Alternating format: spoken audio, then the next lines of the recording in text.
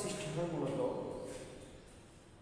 দুই বা ততোধিক কম্পিউটার অথবা সারা পৃথিবীর কম্পিউটার মোবাইল ডিভাইসগুলি একটার সাথে আরেকটার ইন্টারনেট ভিত্তিক যোগাযোগ, ইন্টারনেট ভিত্তিক যে যোগাযোগ কর্ডলেস, যেটা তারবিহীন যোগাযোগ, সেই কর্ডলেস ব্যবহারটাই মূলত তোমার নেটওয়ার্কের মাধ্যমে হয়।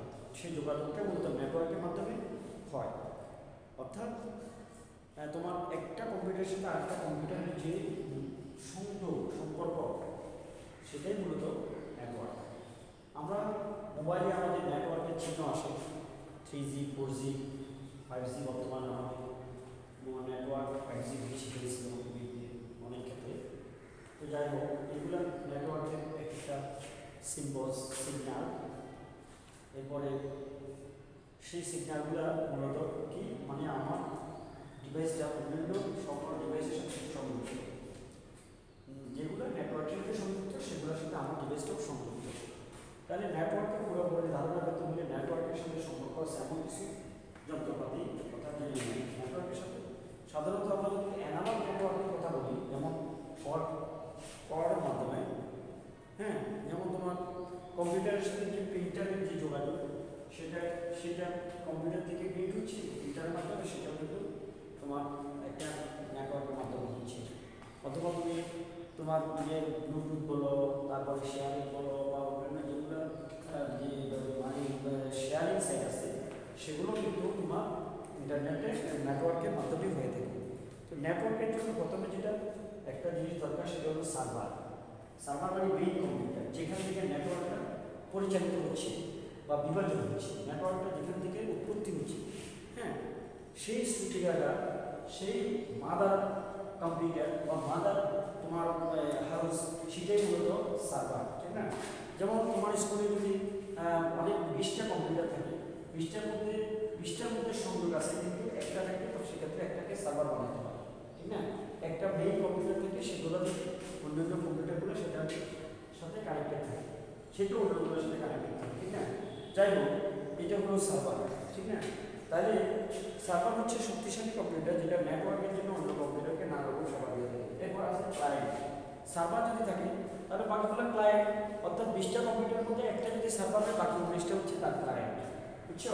ক্লায়েন্ট মানে সেক্ষেত্রে তোমার তার থেকে সে অন্যান্য কম্পিউটারগুলো মানে সার্ভিস দিচ্ছে, সেবা দিচ্ছে, সেই জন্য সেগুলো হচ্ছে ক্লায়েন্ট, ঠিক না?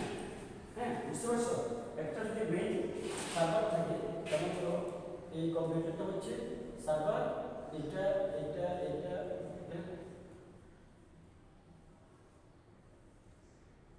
ঠিক না? হ্যাঁ, এই যে তোমার, ঠিক না, এগুলো হচ্ছে সার্ভার, ঠিক না? এগুলো তোমার ক্লায়েন্ট, বাকিগুলো সব ক্লায়েন্ট, ঠিক না? এটা হলো তোমার মেইন কম্পিউটার, হ্যাঁ, সার্ভার, আর এগুলো হচ্ছে ক্লায়েন্ট, ঠিক না? ক্লায়েন্ট, ঠিক না?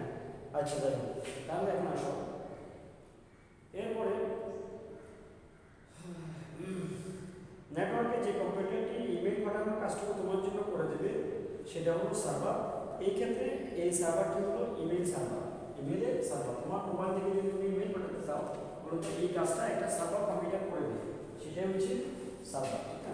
এখন আসো মিডিয়া, যে বস্তু ব্যবহার করে কম্পিউটারগুলো জুড়ে দেওয়া হয় সেগুলো হচ্ছে মিডিয়া। যেমন তোমার কতগুলো তোমাদের বৈদ্যুতিক তার লাগে, ফ্লেক্সিবল অপটিক্যাল ফাইবার ইত্যাদি মিডিয়া হতে পারে, অথবা কর্ডলেস কোনো বস্তু যদি থাকে সেটাও কিন্তু মিডিয়া হতে পারে, যেটার মাধ্যমে আমরা একটাকে আরেকটার সাথে জুড়ে দিই। সেক্ষেত্রে তোমার যেমন ওয়াইফাই, হ্যাঁ, তা ওয়াইফাই তার যেমন ব্লুটুথ, ঠিক না?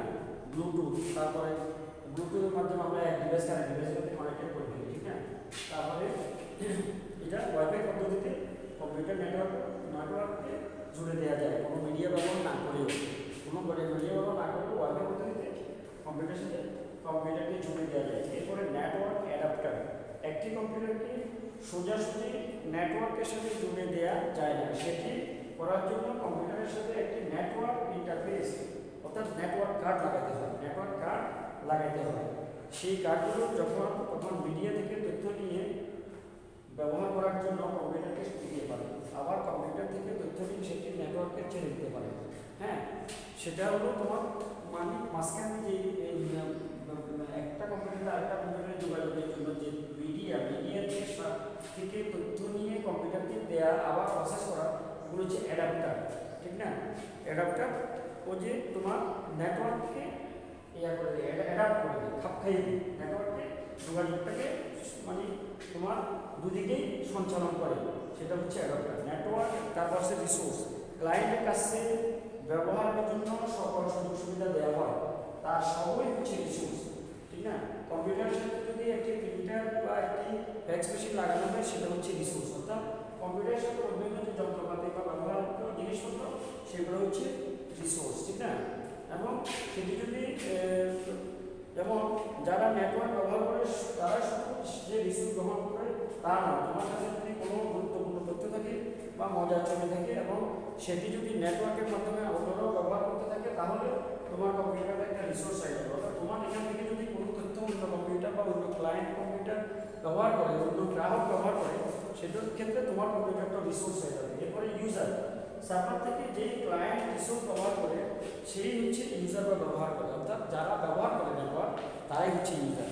এরপরে প্রোটোকল, বিভিন্ন ধরনের ভিন্ন ভিন্ন কম্পিউটারকে একসাথে যুক্ত করতে হলে কম্পিউটারের সাথে অন্য কম্পিউটারে যোগাযোগ করার জন্য কিছু নির্দিষ্ট নিয়ম মেনে চলতে হয়। এইসব নিয়ম মেনে এই তথ্য আদান প্রদান করতে হয়। যারা নেটওয়ার্ক তৈরি করে তারা আগে ঠিক করে নেয় কোন ভাষায় কোন নিয়ম মেনে এক কম্পিউটার অন্য কম্পিউটারে যোগাযোগ করবে। এই নিয়মগুলি হচ্ছে প্রোটোকল, অর্থাৎ প্রোটোকল অর্থ হচ্ছে আমাদের নিয়ম, ঠিক না? একটা মানে কার্ডিসি, এটা মানে নির্দিষ্ট পদ্ধতি, সেই পদ্ধতি মেনে একটা কম্পিউটার একটা কম্পিউটারের সাথে যোগাযোগ করে। ইন্টারনেটে ওয়েব পেজ ব্রাউজ করার জন্য যে প্রোটোকল ব্যবহার করা হয় hypertext transfer protocol, এসটিটিপি, hypertext transfer protocol একটা প্রযুক্তি আছে, সেই প্রযুক্তিটা মূলত ব্যবহার করা হয়, সেই প্রোটোকলটা ব্যবহার করা হয়, ঠিক না? এরপর আসুন টপোলজি, মেইন গুরুত্বপূর্ণ এখানে টপোলজি। তোমরা সবাই জেনে গেছো কম্পিউটার নেটওয়ার্ক অনেকগুলো কম্পিউটারের সাথে জুড়ে দেওয়া হয় যেন একটি কম্পিউটার অন্য কম্পিউটারের সাথে যোগাযোগ করতে পারে। জুড়ে দেওয়া কম্পিউটারগুলোর অবস্থানের উপর ভিত্তি করে কম্পিউটার নেটওয়ার্ক নিম্নলিখিতভাবে ভাগ করা যায়। ফ্যান মানে পার্সোনাল এরিয়া নেটওয়ার্ক, তোমার ঘরের মধ্যে, তোমার বাসার মধ্যে, তোমার অফিসের মধ্যে নিজস্ব এরিয়াতে যে নেটওয়ার্ক সেটা fan. Land local area network, তোমার গ্রামের মধ্যে, তোমার সমাজের মধ্যে, তোমার ইউনিয়নের মধ্যে, তোমার থানার মধ্যে যে আলাদা একটা নেটওয়ার্ক, সেই নেটওয়ার্কটা হচ্ছে ল্যান্ড লোকাল এরিয়া নেটওয়ার্ক। এরপরে man metropolitan area network, Dhaka এবং চিটাগংয়ের মতো বড় বড় শহরের মধ্যে যে নেটওয়ার্ক আছে সেই নেটওয়ার্কগুলো হচ্ছে ম্যান বা মেট্রোপলিটন এরিয়া নেটওয়ার্ক। এরপর ওয়ান মানে ওয়ার্ল্ড এরিয়া নেটওয়ার্ক, সারা পৃথিবীব্যাপী যে জালের নেটওয়ার্ক ছড়িয়ে আছে সেই জালের বিস্তার বা জালটাই হচ্ছে মূলত তোমার ওয়াইড এরিয়া নেটওয়ার্ক। ব্যক্তিগত পর্যায়ে যে নেটওয়ার্ক ব্যবহার করা হয় তা হচ্ছে ব্যান্ড, এটা ব্লুটুথের মাধ্যমে একটা থেকে একটা ব্লুটুথের মাধ্যমে করা হয়। স্কুল কলেজ বিশ্ববিদ্যালয় বিভিন্ন প্রতিষ্ঠান যে সকল নেটওয়ার্ক ব্যবহার করতে দেখা যায় এগুলো সবাই লোকাল এরিয়া নেটওয়ার্ক বা ল্যান্ড, ঠিক আছে? আচ্ছা, এরপরে আসো তাহলে আমি একটু আগে বলে দিচ্ছি এগুলো। এরপরে বাস টপোলজি, এই টপোলজিতে একটা মূল ব্যাকবোন বা মূল লাইনের সাথে অন্য সবগুলো কম্পিউটারকে জুড়ে দেওয়া হয়। সব বাস টপোলজিতে কোনো একটা কম্পিউটার যদি অন্য কম্পিউটারে যোগাযোগ করতে চায় তাহলে সব কম্পিউটারের কাছে সেই তথ্য পৌঁছে দেয়, তার তথ্য তার সাথে, তবে যার সাথে যোগাযোগ করার কথা কেবল সেই কম্পিউটারকে তথ্য গ্রহণ করতে পারে। অর্থাৎ সবাই জানবে কিন্তু যার গ্রহণ করার কথা সেই গ্রহণ করতে পারবে, সে ব্যবহার করতে পারবে, সেক্ষেত্রে অন্যরা এগুলো অ্যাক্সেস করতে পারবে না, দেখতে পারবে না, হয়তো বুঝতে পারবে কিন্তু অ্যাক্সেস করতে পারবে যার কাছে পাঠানো হচ্ছে সে। তাহলে বাস টপোলজিটা হলো মূলত এই যে এখানে কম্পিউটার তোমাদের ছবির মধ্যে দেওয়া আছে, এই যে ক্লায়েন্ট না, তারপরে এইদিকে এটা হচ্ছে বাস টপোলজি, ঠিক না? আর কেবল সেই তথ্যটি গ্রহণ করতে পারে, অন্য সব কম্পিউটার তথ্যগুলো উপেক্ষা করে। মনে রাখতে হবে মূল বাস বা ব্যাকবোন নষ্ট হয়ে গেলে সম্পূর্ণ নেটওয়ার্ক অকেজ হয়ে যায়। একটা যদি নষ্ট হয়ে যায় পুরোটা অকেজ হয়ে যায়, কারণ একটার সাথে আরেকটা নির্ভরশীল। এরপরে রিং টপোলজি কি তোমার নাম শুনে বোঝাচ্ছে, রিং মানে হচ্ছে গোলাকার বৃত্তের মতো ছবিতে দেখতে পাচ্ছ। এই টপোলজিতে প্রত্যেকটা কম্পিউটার অন্য দুটো কম্পিউটারের সাথে যুক্ত। এই টপোলজিতে এক কম্পিউটার থেকে অন্য কম্পিউটারের তথ্য যায় একটা নির্দিষ্ট দিকে, তবে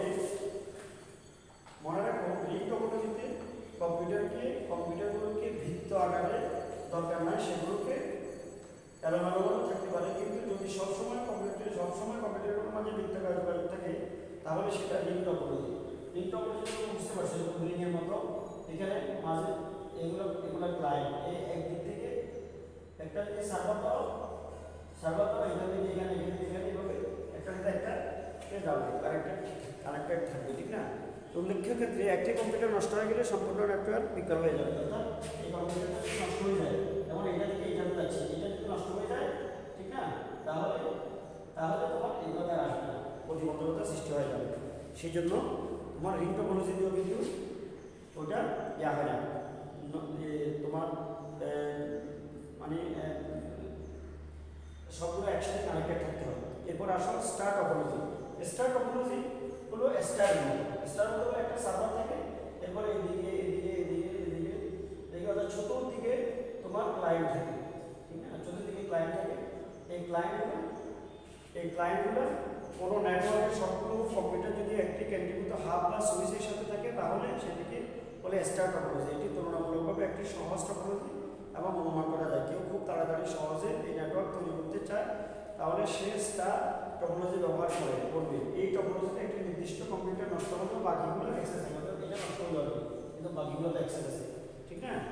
এই জন্য বা দুইটা নষ্ট হয়ে যাবে, যেগুলো থাকবে সেগুলো অ্যাক্টিভ থাকবে। এরপরে তোমার টি টপোলজি আছে। টি টপোলজিটা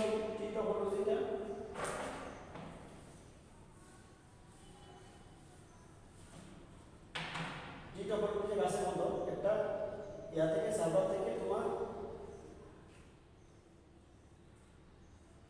এভাবে যাবে, ছবি যেভাবে আছে আরো এভাবে থাকতে পারে,